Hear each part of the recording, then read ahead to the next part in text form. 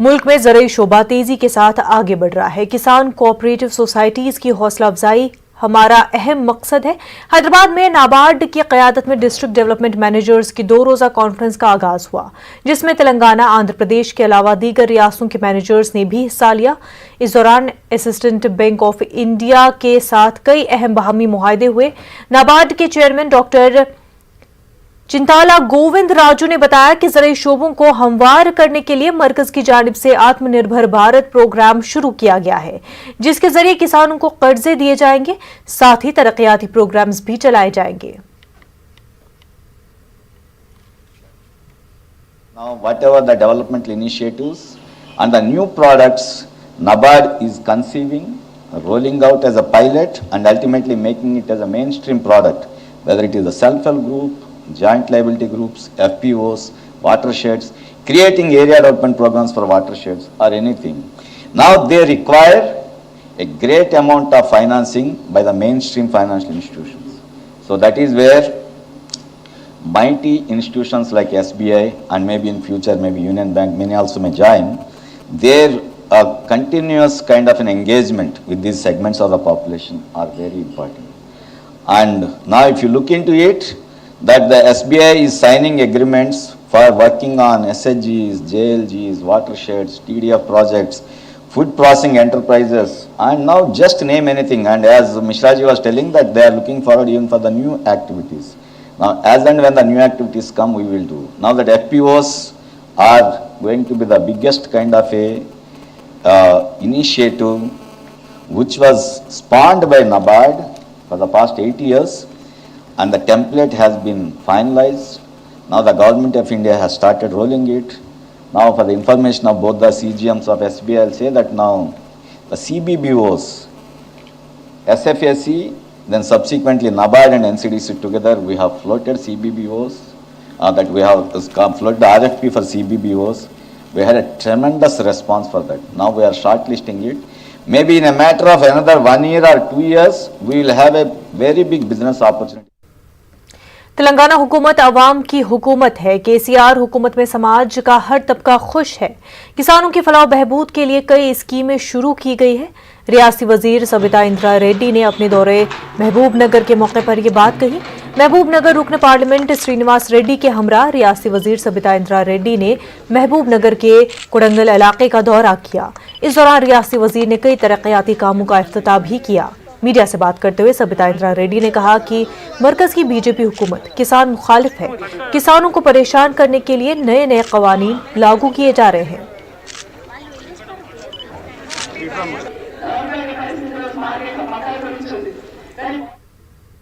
तेलंगाना में corona virus के 316 नए मामले दर्ज हुए हैं। पिछले 24 घंटों के दौरान रियासत भर में 32,714 अफराद का कोरोना टेस्ट किया गया है, जिसमें 316 अफराद कोरोना से मुतासिर पाए गए। रियासत में कोरोना से मुतासरा मरीजों की तादाद 2,81,000 के पार हो चुकी है। गुज़श्ता 24 घंटों के दौरान रियासत में कोरोना से 2 मरीजों की मौत हो चुकी है। रियासत में 6,590 एक्टिव केसेस हैं, जिनमें 4,467 अफराद होम क्वारंटीन में हैं। ग्रेटर हैदराबाद की हदूद में सबसे ज्यादा 86 नए मामले दर्ज हुए हैं। जमीयत उलमा हिंद तेलंगाना और आंध्र प्रदेश के सदर मौलाना हाफिज पीर शबीर अहमद ने वज़ीर-ए-आला के चंद्रशेखर राव से मुतालबा किया है कि वो सेक्रेटरीट में शहीद करदा मसाजिद को फौरी तामीर करे। उन्होंने वज़ीर-ए-आला के चंद्रशेखर राव के वादे को याद दिलाया। इस ज़मन में रियासती हुकूमत को 10 दिन का वक्त दिया ताकि वो अपने वादे को पूरा करे। बसूरत दीगर दिसंबर के अख्ताम के बाद जमीयत उलमा हिंद अपना एहतजाजी लाहे अमल तैयार करते हुए रियासत भर में एहतजाज मुनज़्ज़म करेगी। हुकूमत तेलंगाना से एक बार फिर मुतालिबा करता हूं, उन्होंने जो वायदा किया था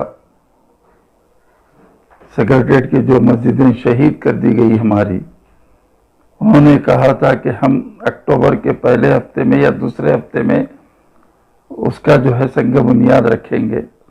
हमारे उलमाए कराम मशाइख-ए-निज़ाम के सामने उन्होंने वायदा किया। उसके बाद जो है 13 से जो है बारिश शुरू हुई थी। हम मानते हैं कि उसके बाद नहीं कर सकते थे। उसके बाद फिर जो इलेक्शन हुआ, इलेक्शन भी ख़त्म होके भी तकरीबन 15 दिन हो चुके हैं, लेकिन हुकूमत की खामोशी हमारे समझ में नहीं आ रही बात। आप हमारे मस्जिदों को शहीद किया और आप उसको बनाना भी नहीं चाहते, तो हम आपसे पुरजोर मुतालिबा करते हैं। जमीयत उलमा हिंद की वर्किंग कमेटी हुई थी तेलंगाना की, उसमें हमने तय किया था कि जो है हम अगर मस्जिद नहीं बनेंगी तो पूरे जो है तेलंगाना में इस जो है एहतजाज करेंगे। और जो है ना, हमने कहा कि भाई चलो इलेक्शन के बाद तो कम से कम हमारे सीएम साहब जो है उस मसले को उठाएंगे। सेक्रेटरीट बनाते वक्त मस्जिद को भी जना सेक्रेटरी कभी भी बनाए, लेकिन मस्जिद का फाउंडेशन तो रखें। ना फाउंडेशन रखा, ना उसके ताल्लुक से कोई बात हो रही है। हर चीज में ये कह रहे हैं कि हम फला चीज बना देंगे, फला चीज कर देंगे, फला चीज करा देंगे। ये आप जो है हुकूमत जो है उनकी जिम्मेदारी है करने की, करना चाहिए। आपसे पुरजोर मुतालिबा है कि 10 दिन के अंदर ऐलान करें, और 10 दिन तक हम वेट करेंगे। ये दिसंबर के एंड तक वेट करेंगे, उसके बाद जनवरी में हम पूरे जो है ना तेलंगाना के अंदर हर जगह एहतजाज करेंगे। हैदराबाद के एक निजी स्कूल में फिट इंडिया साइक्लोथॉन प्रोग्राम मुनक्किद हुआ। फिट इंडिया स्कूल वीक के दौरान साइक्लोथॉन मुनक्किद हुआ, जिसमें डॉक्टर आशीष चौहान ने शिरकत की। साजन एंथोनी ने साइक्लोथॉन को झंडी दिखाई। साइक्लोथॉन में अजीत कुमार पीईटी के अलावा ब्रिजमोहन, रमेश फिजिकल टीचर, तुलबा और सरपरस्तों की कसीर तादाद मौजूद थी। साजन एंथोनी ने बताया कि तुलबा और सरपरस्तों को तंदुरुस्त रखने के लिए साइक्लोथॉन मुनक्किद किया गया है। सीसीएस एलबी नगर पुलिस ने चोरों की 4 रुकनी टोली को गिरफ्तार कर लिया है, जिनके कब्जे से 25,000 रुपए नकद रकम के अलावा 2 पिस्तौल, 2 कारें, 2 बाइक और दीगर अशिया जब्त किया गया है। रचकुंडा पुलिस कमिश्नर महेश भागवत ने चोरी की टोली का पर्दाफाश करने वाली सीसीएस टीम की सताइश की। पुलिस ने चारों अफराद को हिरासत में लेकर पूछताछ का आगाज किया है।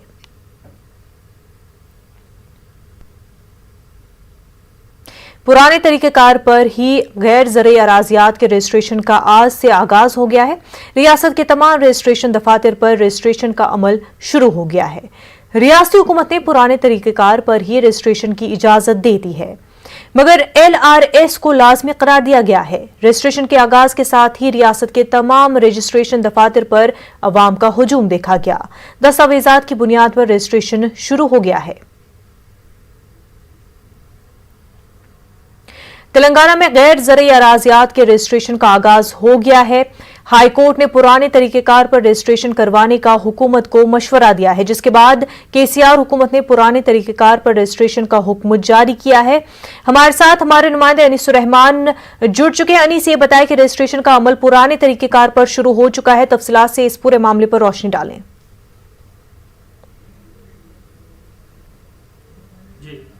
शुक्रिया मुनज़्ज़म जी।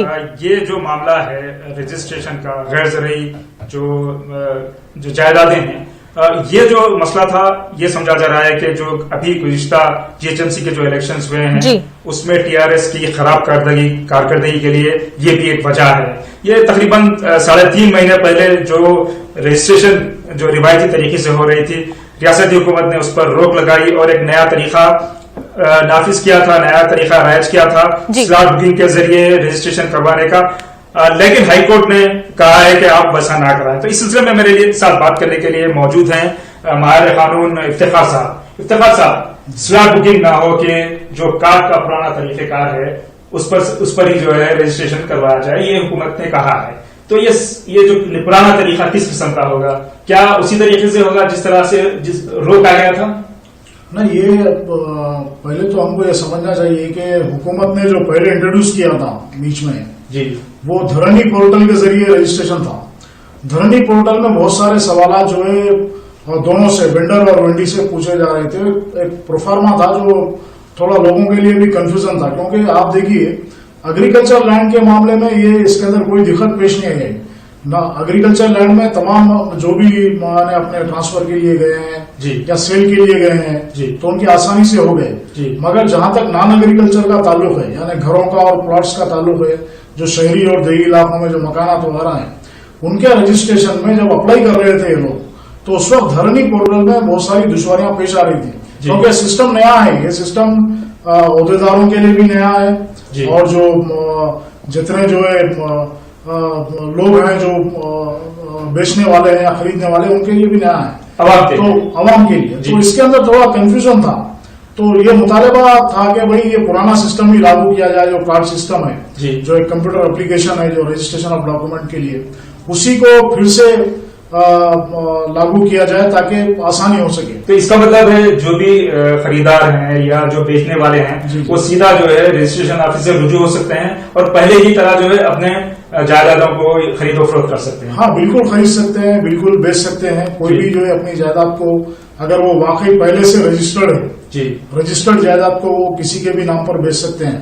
तो अभी काम बहुत आसान हो गया है क्योंकि आज पहला दिन था, तो मैं समझता हूं कि आने वाले दिनों में आज भी अगर कोई मुश्किलात कहीं पेश आई हैं तो हुकूमत जो है, मैं समझता हूं कि आने वाले दिनों में, क्योंकि उसकी एक कमेटी भी बनाई गई है और उससे कहा गया कि 30 दिन के अंदर वो रिपोर्ट दे, तो बहुत सारे जो भी मुश्किलात पेश आ रही है, क्योंकि आवाम जो है ऐसा नहीं है कि सिर्फ हाईकोर्ट की वजह से या फिर जो है इलेक्शन में हारने की वजह से ये हुआ है, बल्कि आवाम की दुश्वारी को मद्देनजर रखते हुए काम किया जाए। लेकिन जब आवाम जो है रजिस्ट्रेशन ऑफिस के पास जाती है, और लेकिन मुझे ये कहा जाता है कि LRS के बगैर या जो परमिशन है म्युनिसिपल का या पंचायत का, उसके बगैर रजिस्ट्रेशन नहीं होगा। बल्कि जब मैं पूछना चाहूंगा कि अगर ये पुराने तरीके से ही हो रहा है तो फिर क्यों LRS की जो है शर्त आयद की गई है? पुराने तरीके में LRS की कोई शर्त नहीं थी, ऐसा क्यों हो रहा है? देखिए, पहले आवाम को ये मालूम होना चाहिए कि जो तरीका है, यानी अगर कोई भी अगर प्लॉट बेच रहा है या खरीद रहा है तो उसके लिए जरूरी है कि वो लेआउट का मंजूरा हो जी, या DTCP लेआउट होना चाहिए या HMDA का लेआउट होना चाहिए जी। यानी जो मुतालिका जो अथॉरिटी है जब तक आपका लेआउट मंजूर नहीं करेगी, लेआउट में होता है कि जब लेआउट बनाते हैं तो सड़कें 40 फीट 30 फीट की सड़कें रखते हैं, उसके अंदर पार्क रखते हैं और बहुत सारी एम्यूनिटीज। लेकिन ये शर्त पहले नहीं थी, जब सड़क की पहले जब उसको रजिस्ट्रेशन को अचानक खत्म कर दिया गया तो ये शर्त नहीं थी, लेकिन अब ये शर्त क्यों रखी गई? ये शर्त पहले भी थी, मगर ओहदेदारों की तसाली की वजह से इसके ऊपर इसको लाजमी नहीं करार दिया गया था जी। यानी इसके अंदर रियायतें दी जाती थी, बहुत सारी चीजें होती थी जी। तो इसीलिए ये शर्त तो पहले से भी, आप अगर आप रजिस्ट्रेशन एक्ट को उठाकर देखें तो उसके अंदर क्लियरली लिखा हुआ है जी कि अगर लेआउट प्रॉपर्टी है तो वही जो है बेच सकते हैं, वही खरीद सकते हैं। लेकिन ये भी कहा जा रहा है कि जो जायदादें हैं उसमें से 80% बगैर लेआउट के, बगैर LRS के और बगैर परमिशन के हैं। जब आप ये कह रहे हैं कि जो डॉक्यूमेंट राइटर्स हैं और जो दूसरे एजेंट्स हैं वो बेरोजगार हो रहे थे, लेकिन वो अब मसला नहीं रहेगा, तो अभी भी 80% जो उनका कारोबार है वो तो इसी तरह मुतासिर होगा ही। नहीं, मैं नहीं समझता कि उतनी ज्यादा तेज। अभी देखिए, आज जो रजिस्ट्रेशन हुए जी, उसमें मेरी जानकारी के हिसाब से जितने लेआउट के प्लॉट्स हैं उन तमाम का रजिस्ट्रेशन हुआ है जी। और जहां तक जो है मकानात का ताल्लुक है या फ्लैट्स का ताल्लुक है जी, तो ये तो पहले से भी जो है रजिस्ट्रेशन डिपार्टमेंट के अंदर ये कंडीशन है कि अगर आप कोई प्रॉपर्टी खरीदते हैं तो उसका जो है कम से कम जो है म्युनिसिपल परमिशन होना चाहिए या कम से कम टैक्स की रसीद होना चाहिए। तो ये पहले से भी पूछा जाना चाहिए था, मगर हुकूमत चाह रही है कि इसको एक रेगुलराइज करें, क्योंकि आप बेंगलुरु में अगर प्रॉपर्टी आप खरीदने जाएंगे तो वहां पर बगैर लेआउट के, बगैर परमिशन के आप कोई भी प्लॉट या मकान या जो शॉप वहां पे नहीं खरीद सकते। वहां पर ये सिस्टम पहले से ही है और हमारे स्टेट के अंदर ये सिस्टम नहीं था। यहाँ पर थोड़ा सा जो है ये ओहदेदारों की तसाइली समझिए। LRS की एप्लीकेशन स्टार्ट की हैं स्टेट गवर्नमेंट ने, काफी बड़ी तादाद में, लाखों की तादाद में एप्लीकेशन जो है वसूल हुई हैं। तो आप क्या समझते हैं LRS कब तक दिया जाएगा और ये फिर जो बगैर LRS की प्रॉपर्टीज हैं वो कब तक रजिस्टर्ड हो सकेंगे? क्योंकि आवाम काफी परेशान है। बगैर LRS की प्रॉपर्टीज में दो चीजें, एक तो उसके अंदर बहुत सारी जो है काफी जायदादें भी हो सकती हैं जी, और गवर्नमेंट के भी प्रॉपर्टीज और रेवेन्यू डिपार्टमेंट के भी प्रॉपर्टीज हो सकती हैं, जो रेवेन्यू लैंड्स जिनको हम कह सकते हैं जी, या गैरान लैंड्स भी हो सकती हैं जी।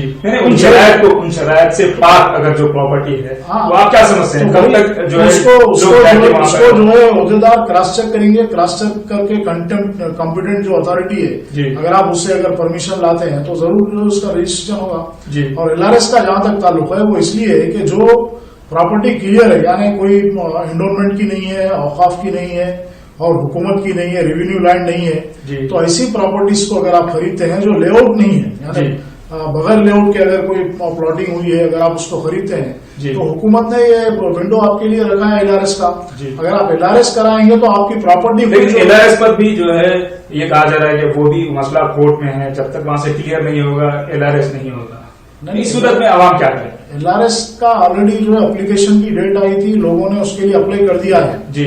अब हुकूमत जब उनको नोटिस देगी कि भाई क्या उसको पेमेंट करना है स्क्वायर यार्ड के हिसाब से, तब वो रिमेनिंग पेमेंट करेंगे तो उनको बाकायदा सर्टिफिकेट दिया जाएगा जी। और जब LRS आप क्लियर करेंगे तो आपको जो है बाकायदा म्युनिसिपैलिटी आपको परमिशन देगी वहां बनाने की। यानी आप अगर कोई धूल खरीदना चाह रहे हैं तो वो सोना बन जाएगी, तो आपकी कीमत भी बढ़ेगी। तो आवाम को भी ये समझना चाहिए कि हम जो है रेगुलराइज प्लॉट्स को खरीदें, अनऑथराइज प्लॉट्स की तरफ न जाएं, क्योंकि ये सिस्टम हर जगह मौजूद है, सिर्फ हमारे पास नहीं था। इसको हुकूमत चाह रही है कि इसको सेंट्रलाइज करे, रेगुलराइज करे, यहाँ पर कोई धोखा ना हो, खरीदने वाले भी जो है किसी को धोखे से ना बेचे, और जो है जो अगर बेच रहा है वो भी किसी को धोखा ना दे। तो ऐसा सिस्टम कभी ना कभी तो लाना पड़ेगा, इसके लिए हुकूमत कोशिश कर रही है। बेहद शुक्रिया इफ्तिखार साहब। मुनज़्ज़र, जैसा आप सुन रहे थे, इफ्तिखार अहमद साहब को ये बता रहे थे कि आज से रजिस्ट्रेशन का आगाज हो चुका है पुराने तरीके से, आवाम जा रहे हैं और अपनी जायदादों का रजिस्ट्रेशन करा रहे हैं। लेकिन एक बात यह है कि जो बगैर मुस्तनद जो प्रॉपर्टीज हैं, जैसा कि जिनका LRS नहीं है या म्युनिसिपल और पंचायत से परमिशन नहीं है, उनका रजिस्ट्रेशन अभी भी नहीं हो रहा है। जी मुनज़्ज़र। बिल्कुल अनीस, आपका बेहद शुक्रिया, साथ ही आपके साथ जुड़े मेहमान का भी बेहद शुक्रिया तमाम तर तफसीलात के लिए। नाज़रीन, एक छोटा सा ब्रेक लेंगे, जल्द होंगे हाजिर।